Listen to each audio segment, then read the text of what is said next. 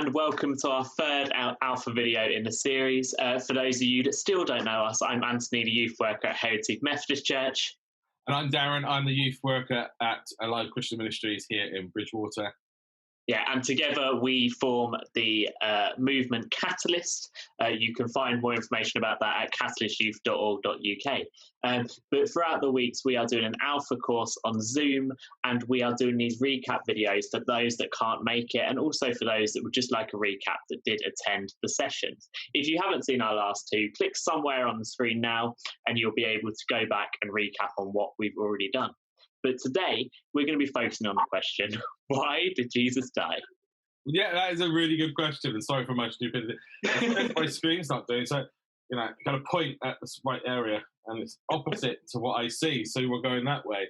But yeah, welcome to our video. Our videos are always like this. We are just two guys who get along really well and have a laugh whilst doing things, and I think that's one of our skills, maybe? Is that the right word, skills? I mean, yeah. Skill? Yeah. But yeah, so welcome to our third video, and this will probably go in outtakes as well. You can watch those as well. But we are looking at the topic of cross. Why did Jesus die? That's a really good question. Is that why did he die? And throughout this session we've got now, we're going to recap over the questions asked and the answers were given by our young people. But you watching, if you didn't come along to the group, you may have your own answers, and that's really good. Just have a think about these questions. You can always chuck them in the comments below if they're ones you want us to see. Maybe you've got questions you want answered. Feel free to contact us. We'll be happy to try and reply and help where we can. But let's jump straight into our first question. So the first question we were asked as a group is, what is the best and the worst thing which you have ever made? Best thing I've ever made. I wrote a song. I built this foldable stool, and it doesn't wobble or anything. Probably a lamp, and I made it out of pipes. This is so nerdy. I feel like the best thing I've ever made are spreadsheets online. The worst thing? The worst thing? Well, I'm horrible at drawing. I made a really, really, really disgusting looking clock when I was in woodshop class in grade 8, and I never want to see it again. I've also burnt macaroni and cheese. I made a really horrendous batch of cookies when I was in the 3rd grade, and I added in lard when I wasn't supposed to, and I took it to school, and nobody could tell me that they were awful. I just kept selling them in the bake sale. It was terrible. Nobody bought those cookies. Yeah. They sound gross. They were disgusting. Yeah.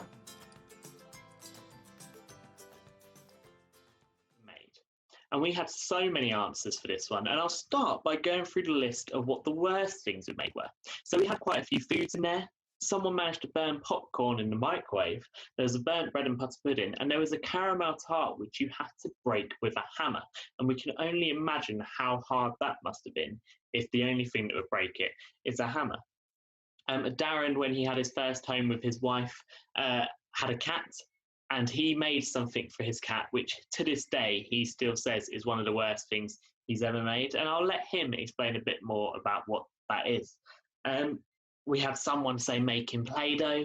They struggled to do that. We had someone say a series on YouTube. We had someone say a TikTok account was the worst thing which they'd ever made. And I think for some people, they think it's the best thing they've ever made. For some, it might be the worst. I think it all depends on the experience which you've had with it. For me, I said a stomp box was the worst thing I ever made, which is a musical instrument, which when you stomp on it is like a bass drum. And mine was basically a plank of wood, which had no sound come out of it, which you could put in music at all. You were literally stamping on a piece of wood. But then we had so many things where people were proud of what they made, which was the best thing which they made.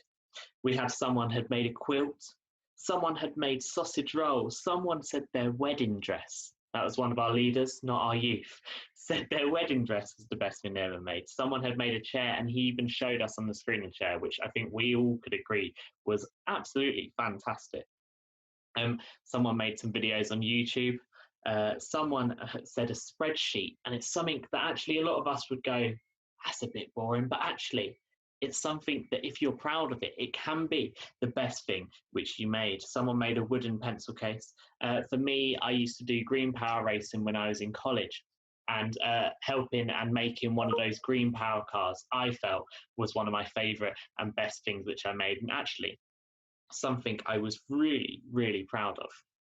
And then we had a couple of people say their son or their daughter or their children in total were the best thing which they ever made. And actually, sometimes we do think of those material things we can hold, those things that include objects that we actually have to make from scratch with different things like that. But we don't think about actually you have made those children. The personality, the person that is there is made from you. It is a gift that was given and is from you. But there's so much everyone can be proud of. And I think a lot of the time it is hard to big up our own work, to say, actually, I've done an amazing job on that. But it's something which actually we can all do, because everyone has unique talents and everyone will at some point have made something which they should be really proud of. And for me personally, I found that question harder, to think of what was the worst thing I've made. Because in our minds, we can think of a lot more of them. Which one was the worst? Because we like to put ourselves down as humans. But actually, when you put your mind to it, although there might not be as many that you're proud of, the best things out there are the ones that you can really big up, the ones you can really be proud of, and the ones that you can really, really show off. So that moves us on to question 2 of how do you see sin in the world? Now, we all see sin in different ways and they all affect us in different ways. But let's have a look at what the general public thought when we asked them the question.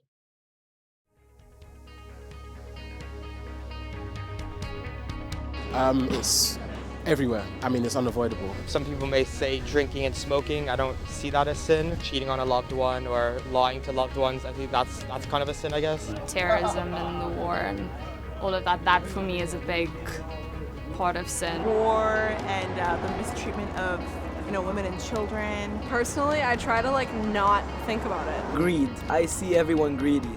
I see everyone mostly think about themselves first. There's things that you shouldn't do, like rape and slavery. Disrespect to older people and people hitting girls, guys hitting girls. That's one of the things I don't like. Anytime bad things happen to good people or to innocent people. There's evil in the world because there's evil inside of us. So if we could figure that out, that would be perfect. There would be no evil at all.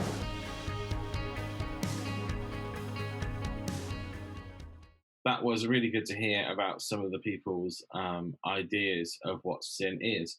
But during our group, we had many different ideas. We had things being said. One person said that sin is everywhere around us. One person also said that sin is an erosion of relationship, that we all created brothers and sisters by God. And it's the breakdown of that creation story that we see in Genesis 1. Someone also said that sinning is all around them. They can't get away from it because it's everywhere. It's in their home, it's out on the streets, it's with their friends, and it's just something that you can't get rid of. One person even said regarding social media, social media can have their positives and their negatives, and we've just literally need to look more at the positives regarding social media because it can be a positive influence throughout the world. But it does have its negativity as well, doesn't it? It has its negative areas. And that's usually around things like online bullying and equality and stuff like that. There's lots out there that is really bad, and that can also be seen as a sin. We also had answer given regarding panic buying in the current situation we are in now. I mean, if you're watching this in the future, currently, COVID-19 is plaguing the world. And just as it started here in the UK, people went out and panic bought different items. One of the things that still baffles me to this day is panic buying of toilet roll. Not too sure why that is. Sin is definitely all around us. We can't get away from that, whether it's sin that we're committing ourselves or whether it's sin we're seeing committed by other people. It's doing wrong or upsetting somebody else. That is pretty much what a sin is. no matter what we do in life, we're always probably going to upset somebody. But it's what we do after that, which is what we'll look at in the next question, in question number 3, when me and Antony join together in a second.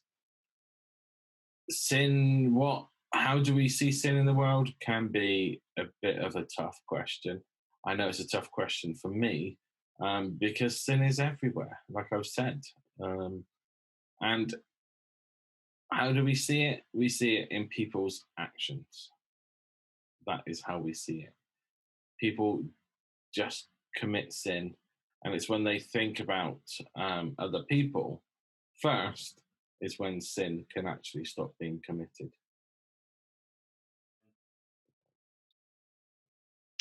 So our third and final question for the session was, what is forgiveness? What does forgiveness really mean to you? And we had some really good discussion points come out of this question, because actually I think it's one of those ones that when you think deeper about it, it can be quite hard to answer, because you never really think about what does the word forgiveness really mean to you.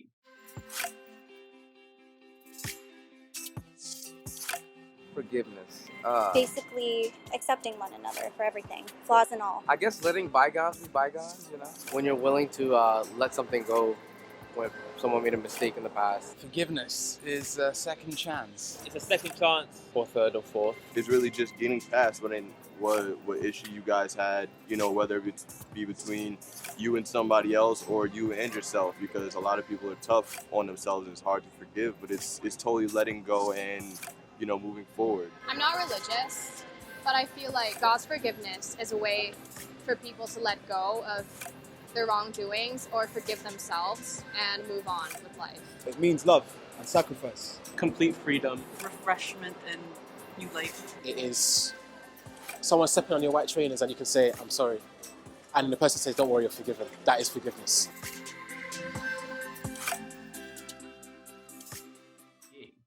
So we had someone say it's about repairing a relationship, and it's about the love, to let them know that love is stronger than what has caused for that reason to be forgiven. We had someone say it actually hurt more not to forgive someone, that forgiveness is important, because actually you could fall out with someone, but it hurt more not to be able to give that forgiveness. We had someone ask, actually, what's the difference between forgiving and forgetting? Because I can forgive someone, but sometimes I won't forget it. And we said that actually, you don't always forget that. You can forgive someone. It makes it easier to move on from it, but it doesn't mean you've forgotten it. They won't always come hand in hand together.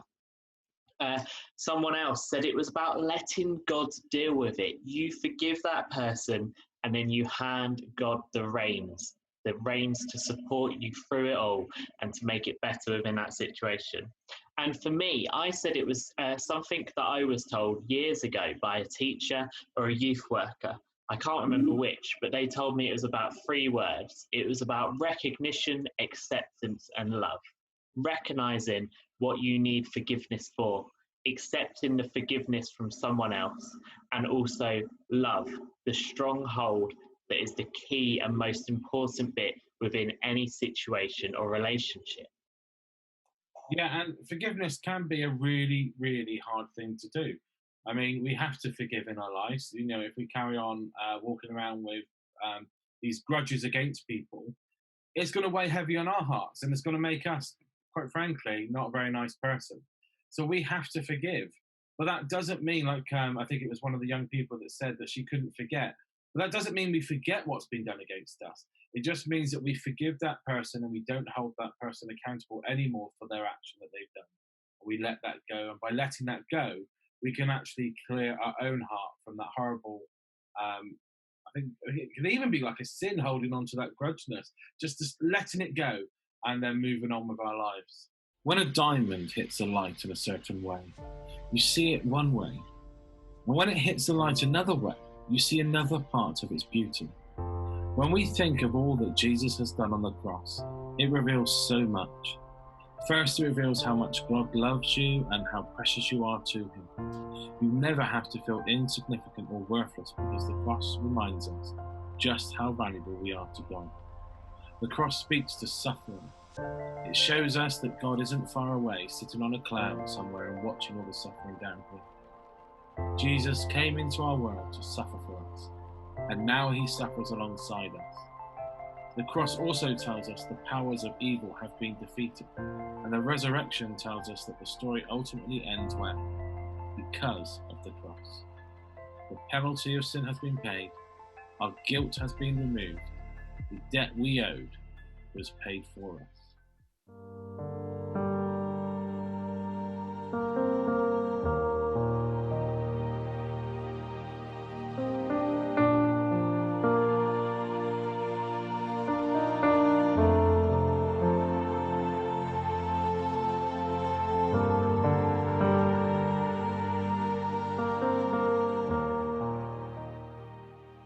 On the 31st of July 1941, sirens rang out from cell block 14 in Auschwitz concentration camp because a prisoner had escaped. As punishment, the prison guards selected 10 random men to die in a starvation bunker. The 9th man selected was a man called Francis Guy of Nietzsche, and when he was chosen, he cried out, "My wife, my children, I'll never see them again." At that moment, another man stepped forward and offered to die in his place, and to everyone's amazement, his offer was accepted. That man was a Catholic priest named Maximilian Kolbe. He was taken with the other 9 to the starvation bunker. 15 days later, they were still alive. So on that day, August the 14th, 1941, they were killed by lethal injection. 41 years later, on the 10th of October 1982, the death of Maximilian Kolbe was put in its proper perspective in St. Peter's Square, Rome, in front of a crowd of 150,000 people. Pope John Paul II described Maximilian Kolbe's death in these terms. He said it was a victory like that won by our Lord Jesus Christ being executed on a cross, was the height of pain. Yet the New Testament doesn't focus on the physical suffering of Jesus too much, but instead it focuses on his spiritual suffering as he carried the weight of our sin. Jesus told a story about a prodigal son. The son leaves home, breaking his relationship with his father. After wasting the family money, he finds himself with nothing, alone, empty, and convinced that he had wrecked his relationship with his dad forever.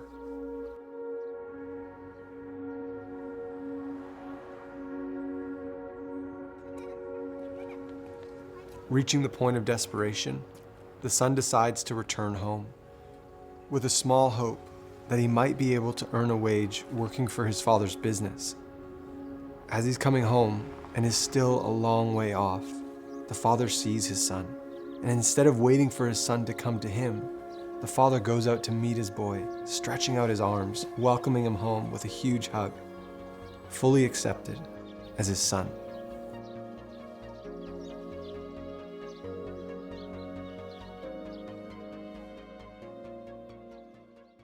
We've come to the end of our session together today, and although compared to the other 2 sessions we've done, this one might have felt a bit deeper, it might have felt like the questions were a bit harder, we also hope it is one that actually has made you think and that you can take something away from, whether that's maybe you've decided to forgive someone for something they've done, maybe you've finally decided to accept someone saying sorry to you. But it's one of those things that we want to encourage you to remember some of the things we talked about today, because actually it's not always the easiest conversation and situation to be in.